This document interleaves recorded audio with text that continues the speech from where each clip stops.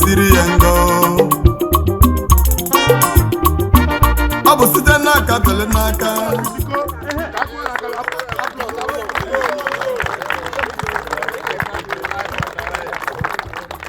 in the memory of Britico.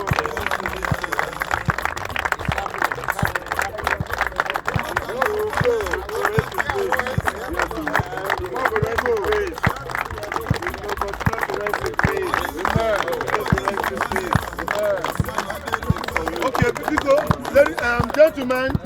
1 minute silence for Britico.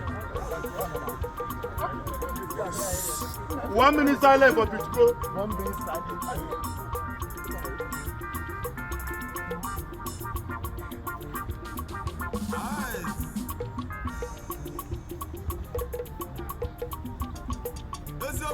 May the soul of Britico and the soul of our brothers departed, may their soul rest in peace. Amen. And may their memory be a blessing to all of us. Amen.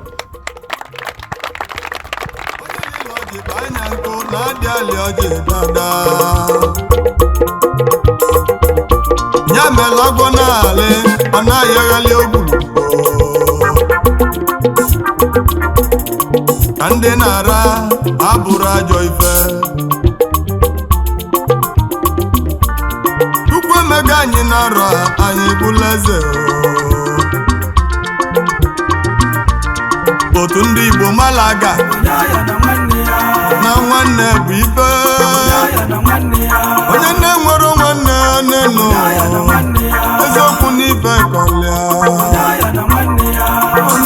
nwanne ya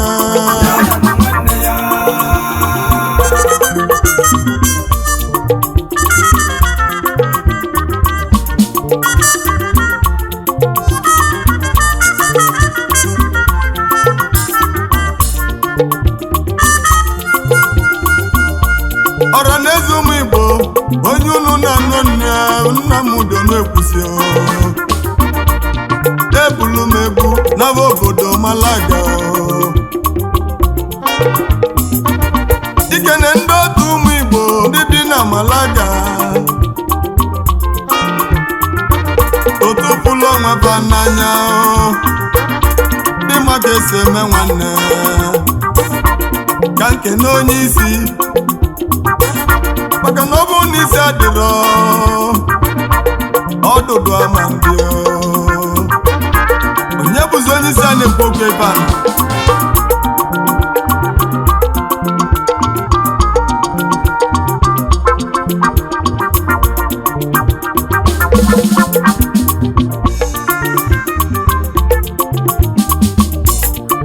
Ifu Kinsili ọnụ ukwu be ndibe ọzọ ụdala Enugu Agede na ụmụnri oke nwa odogwu Solokwumeni President General Otu Ndi Igbo malaga eze ndị Igbo na Spain niile ọchịagha ga-echela anyị gaba ezigbo onye ndu ọ ga-adịle gị mma nchagbọkọ ụfụfụ na osi na-enye m aka mmiri ana m achọ ka mkpọ mmiri na-enyele nchawaka Chukwu Vice Chairman n'Otu Ndị Igbo na Malaga akụ na-etigbu ilo ọgbọgụ onye na-emegbu emegbu ọgbọgụ nwa ogbenye ọtabili onye nwanne ya nụ ọ ga-adịla gị mma njejelụjelụta ọdọ akwụkwọ aka si n'ike Maazị Patrick Obi General Secretary anyị yanakwa Maazị Kelechi Assistant Secretary Idozie Ekwe Provost ndị Otu Ndị Igbo na Malaga Ayaya Adịma Dan Ngele President nke ndị Abia State enyi nne ya ọgụ Treasurer Henry Okere Assistant Treasurer Maazị Jude Nnamani aka Okulora na Malaga Financial Secretary anyị Victor Nabia Assistant Treasurer Dukokoye DSS nwata kwọcha aka n'azịa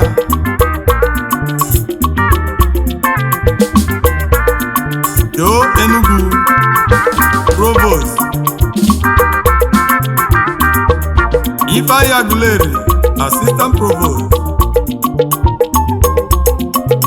Udo Emmanuel Welfare Officer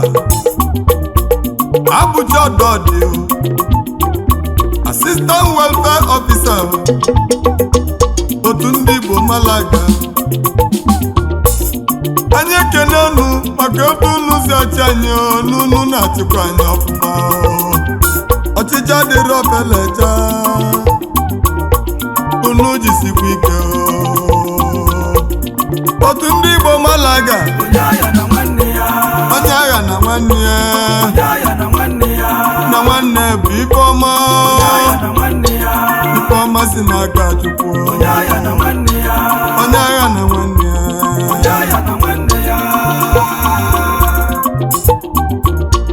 ka ikene ndị patron anyị n'Otu Ndị Igbo Malaga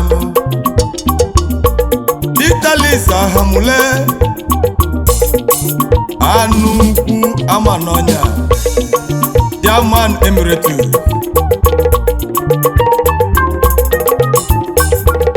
Odogwu Nekalaka Obodobo ụmụ Igbo ji aba mbanụ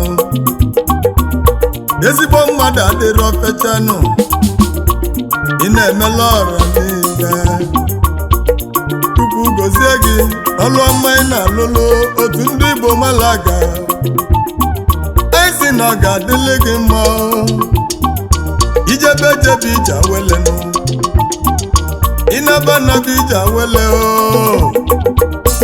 ikwu aka ji na mma ikwu aka ede na mma ọ na-emekwe n'iru ka ịnọlụ ya n'azụnụ ọ na-emebe n'azụ ka ịnọlụ ya n'irunu ome n'iru n'azụnụ etiti na-abọ chinchin ọgaranya ngada anụ ukwu ama n'ọnya anyị ekene ya ogidi bụ ogidi na-ekenekwazi Chief Philip Ibeto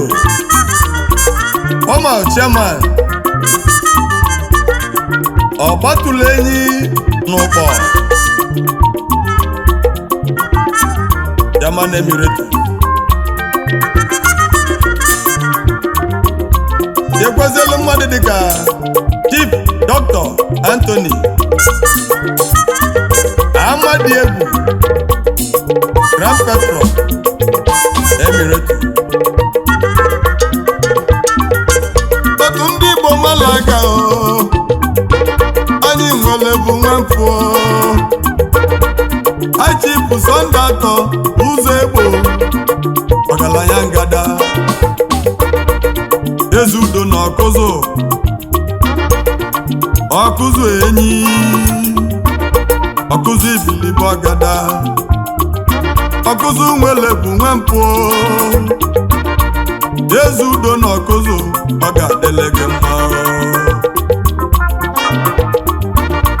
George Bena Madena Boy George ezi oyi na Abia steeti Ezelek ogidi bụ ogidi nọ iko na leke na anyị na-enye ya ọgụ eji ofu ugwu Great Jack of Malaga the Donman Uchendo na-emechi n'ọkụ na nọ anyị ekene gị Igwe odudu na ọlụ the unbreakable odogwu nwoke anyị kenele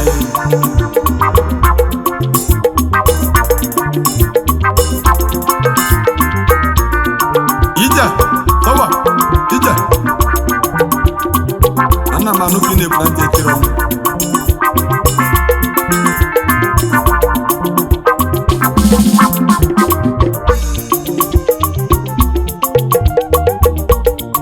Igwe odudu na Malaga the unbreakable triple money ogidi President Imo State Association Imo Light onye go beze Def Defo Deriki Malaga ezigbo mmadụ omelora nnukwu ogidi ka ịbụnụ na-ekenekwazi mmadụ dịka Orji gozie Leonard Ikenga n'Ụmụdị Ọka Ife Malaga ji eme